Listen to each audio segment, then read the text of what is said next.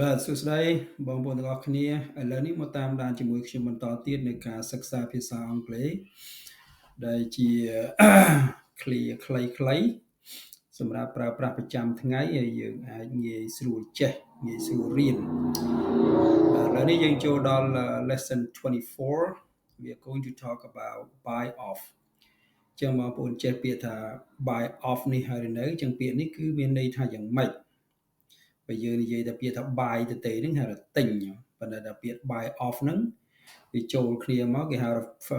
phrasal verb ហ្នឹងតើអត្ថន័យវាយ៉ាងម៉េចអញ្ចឹងសិក្សាជាមួយខ្ញុំហើយតាមដានទាំងអស់គ្នាអូខេចឹងទី1អ្វីដែលខ្ញុំលើកយកមកបង្ហាញនៅពេលនេះគឺ buy off somebody SB នេះមានន័យថា somebody ហ្នឹងយើងបកមកថានរណាម្នាក់ចឹង buy off somebodyចឹង buy off somebody នឹងអត្ថន័យវាមានន័យថា to pay somebody money dishonestly នេះមានថាបើយើងនិយាយទៅថាដោយទុច្ចរិតបងប្អូនមិនស្មោះត្រង់ចឹងមានថាគឺការ pay money មានថាបង់លុយឲ្យនរណាម្នាក់ដោយមិនស្មោះត្រង់ដែលយើងបកពាក្យវាណា to pay somebody's money pay នេះមានថាបង់លុយណា pay somebody's money នឹងមានន័យថាបង់លុយespecially ជាពិសេស to prevent them from doing something ដើម្បីហាម5 prevent នេះមានន័យថាហាម5ឬក៏ការពារដើម្បីហាម5ពួកគេមិនឲ្យធ្វើអ្វីមួយ doing something STH មានន័យថា something មានន័យថាអ្វីមួយ you do not want them to do ដែលអ្នកមិនចង់ឲ្យពួកគេធ្វើការងារហ្នឹងចឹងបើយើងបកឲ្យស្រួលស្ដាប់ to pay somebody money dishonestly especially to prevent them from doing something you do not want them to know អញ្ចឹងអ្វីដែលគេរៀបរាប់មកប៉ុណ្ណេះជាអត្ថន័យនៃពាក្យថា buy off ឃើញទេអញ្ចឹងពាក្យថា buy off ហ្នឹងមានន័យអញ្ចឹងដល់យើងនិយាយឲ្យស្រួលស្ដាប់ទៅមានន័យថាសូកប៉ាន់ណាសូកប៉ាន់ឬក៏មួយទៀតភាសាដែលអាក្រក់ស្ដាប់ហ្នឹងគេហៅបិទមាត់នរណាម្នាក់ណាបងប្អូនបិទមាត់នរណាម្នាក់ចឹងបើយើងនិយាយស្រួលស្ដាប់គេហៅថាបិទមាត់នរណាម្នាក់ឬក៏សូកប៉ាន់នរណាម្នាក់មិនឲ្យធ្វើអ្វីមួយឃើញទេចឹងអត្ថន័យវានៅពេលហ្នឹងមានន័យថាអញ្ចឹងជាឧទាហរណ៍ណា I would like to know whether he bought off the investigators or not ខ្ញុំចង់ដឹងថាតើ I would like to know whether ថាតើ he bought off the investigator or not ថាតើគាត់ហ្នឹងបានសូកប៉ាន់ឬក៏បានបិទមាត់អ្នកស៊ើបអង្កេតនឹងហើយឬនៅណាស៊ើបអង្កេតអ្នកស៊ើបអង្កេតនឹងហើយឬនៅឬក៏ថាអ្នកស៊ើបអង្កេតនឹងឬក៏អត់ឃើញទេ investigator នេះមានអ្នកស៊ើបអង្កេតឧទាហរណ៍ឥឡូវក្រុមគាត់នឹងបានប្រព្រឹត្តអ្វីមួយដែលមិនល្អអញ្ចឹងមានស៊ើបអង្កេតមានការប្តឹងផ្តល់អីចឹងទៅគេសូកប៉ាន់អ្នកស៊ើបអង្កេតហ្នឹងដើម្បីឲ្យខ្លែងបន្លំនៅរបាយការណ៍ចឹងទៅហ្នឹងហើយគេហៅថា to buy off somebody okay I would like to know whether he bought off the investigator or not ខ្ញុំចង់ដឹងថាតើគាត់បានសូកប៉ាន់អ្នកស៊ើបអង្កេតហ្នឹងឬក៏អត់ or not ឬក៏អត់ឃើញទេអញ្ចឹង buy off the investigator នៅពេលហ្នឹងមានន័យថា somebody ជាមនុស្សណា somebody អូខេអញ្ចឹងអត្ថន័យប៉ុណ្ណឹងបងប្អូនណាបិទមាត់ឬក៏សូកប៉ាន់នរណាម្នាក់មិនឲ្យធ្វើអីមួយហ្នឹងហើយគេហៅថា buy off somebody អូខេបាទខ្ញុំឲ្យឧទាហរណ៍មួយទៀត I believe we need to buy them off to avoid a complaint ខ្ញុំជឿជាក់ថាពួកយើងត្រូវតែបិទមាត់ពួកគេត្រូវតែបិទមាត់ពួកគេឬត្រូវតែសូកប៉ាន់ពួកគេដើម្បីជៀសវាងការប្តឹងផ្តល់ណាដើម្បីជៀសវាងការប្តឹងផ្តល់ to avoid មានថាជៀសវាង complaint នេះមានថាការប្តឹងផ្តល់ឃើញទេចឹង I believe we need to buy them off them នៅពេលនេះមានន័យថា somebody បងប្អូនណាពួកគេ them នៅពេលនេះមានថា somebody I believe we need to buy them off to avoid a complaint ខ្ញុំជឿថាពួកយើងត្រូវតែបិទមាត់ពួកគេហើយដើម្បីជៀសវាងការប្តឹងផ្តល់ផ្សេងណាអញ្ចឹង buy off នៅពេលនេះមានន័យថាអញ្ចឹងបងប្អូនណាអូខេយើងតទៅមួយ slide ទៀត buy off something នៅពេលនេះមិនមែន somebody ទៅជា something ម្ដងមានថាអ្វីមួយ STH something អ្វីមួយអញ្ចឹងនៅពេលណា buy off something អត្ថន័យវាគឺមិនដូចនឹងពាក្យថា buy off somebody នេះទេអញ្ចឹងអត្ថន័យគឺផ្សេងអញ្ចឹងពាក្យ buy off something នៅពេលនេះមានន័យថា to validate the completion of manufacturing tasks performed on product at an operation within a work center ចឹងអត្ថន័យនៅពេលនេះមានន័យថាធ្វើឲ្យមានសុពលភាពនៅ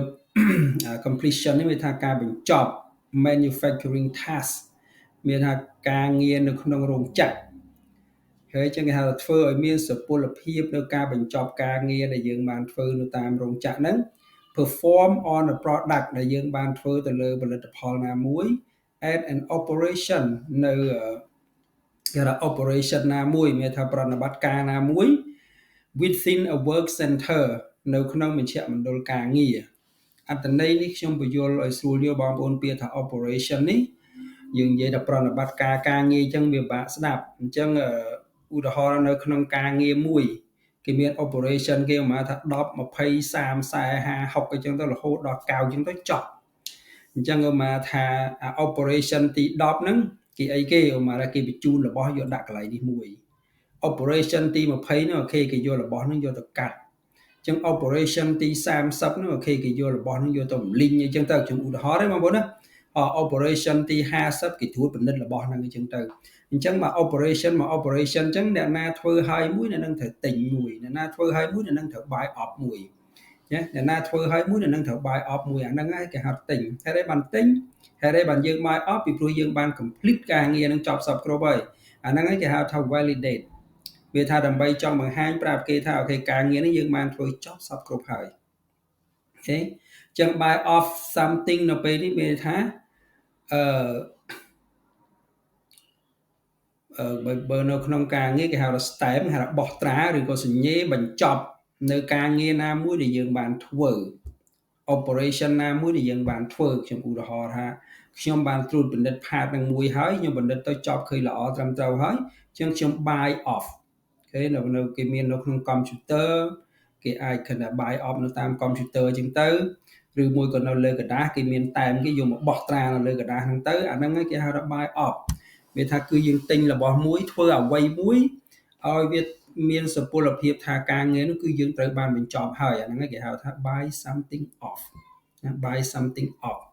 ឃើញទេអញ្ចឹងចង់បញ្ជាក់ប្រាប់គេថាការងារហ្នឹងយើងបានធ្វើចប់សពគ្រប់ហើយអត្ថន័យមានន័យថាអញ្ចឹងបងប្អូនណាហ្នឹងហើយមានន័យថាអញ្ចឹងអញ្ចឹង to buy off something មានន័យថា to validate the completion of manufacturing tasks performed on a product and an operation within a work center ចឹងខ្ញុំឧទាហរណ៍មួយឲ្យថា have you already bought off your work bought នៅពេលនេះវាជា past participle របស់ពាក្យ buy ចឹងកាលណាយើងប្រើក្នុងបច្ចុប្បន្នកាលវា buy កាលណាយើងប្រើក្នុងអតីតកាលវាទៅ bought យើងប្រើនៅក្នុង clear ប្រយោគមួយគេហៅថា perfect ឬក៏ past participle វាទៅ bought ចឹងទៅចឹងវាមានការបំរែបំរួលចឹងយើងដល់សិក្សាអំពីកិរិយាសព្ទទៀតណាចឹង have you already bought off your work តើអ្នកបានstamp ឬអ្នកបានបោះត្រាបញ្ចប់ការងាររបស់អ្នកហើយឬនៅឃើញទេឬបកមួយសួរតើអ្នកបានទិញការងារអ្នកហើយនៅបកអញ្ចឹងទៅបងប្អូនខ្លាចច្រឡំណាចឹងតើអ្នកបានបោះត្រាឬអ្នកបានបញ្ចប់ការងាររបស់អ្នកហើយឬនៅឃើញបោះត្រាបញ្ចប់ការងាររបស់អ្នកហើយឬនៅ Mr. B I'll buy it off right now ខ្ញុំនឹងបោះត្រាឥឡូវនេះឯងខ្ញុំបោះត្រាហ្មងណាស្រួលឬខ្ញុំនឹងបោះត្រាបញ្ចប់ឥឡូវនេះឯងខ្ញុំនឹង stamp បញ្ចប់ឥឡូវនេះឯង stamp នេះថាបោះត្រានៅក្នុង computer គេគ្រាន់តែ click វាទៅនៅគេមានវិធីសាស្ត្រគេ click វាទៅហើយណាហើយបើនៅលើกระดาษយើងយកត្រាយកមកបោះទៅសរសេរថ្ងៃខែទៅហើយអាហ្នឹងហើយគេហៅថា buy off ណាបងប្អូនយល់អត្ថន័យវាអញ្ចឹងទៅមកទៅកាលណាយើងបកប្រែវាពិបាកស្ដាប់បន្តិចអូខេចឹង Mr. A គេសួរថា have you already bought off your work តើអ្នកឯងបានបោះត្រាបញ្ចប់ការងារនឹងហើយឬនៅ Mr. B ថា I'll buy it off right now បាទខ្ញុំនឹងបោះត្រាបញ្ចប់វាឥឡូវនេះឯងចឹងមកថាយើងធ្វើការងារហើយយើងនៅតែបោះត្រាបញ្ជាក់គេថាធ្វើហើយទៅគឺចប់ហើយ បាទអញ្ចឹងសម្រាប់អត្ថន័យនៃពាក្យថា buy of somebody និង buy of something ដែលបងប្អូនបានសិក្សាជាមួយខ្ញុំមកប៉ុណ្ណេះគឺខ្ញុំគិតថាបងប្អូនអាចយល់បាននៅក្នុងការប្រើប្រាស់ប្រចាំថ្ងៃហើយបើបងប្អូនចូលចិត្តវីដេអូនេះសូមជួយ share បន្តឬក៏ជួយ like ជួយ comment បងប្អូននៅមើល YouTube មិនទាន់បាន subscribe ជួយ subscribe ទៅដើម្បីសិក្សាជាមួយខ្ញុំបាទនៅមេរៀនផ្សេងទៀតបាទអរគុណច្រើនចាំជួបគ្នានៅវីដេអូក្រោយទៀត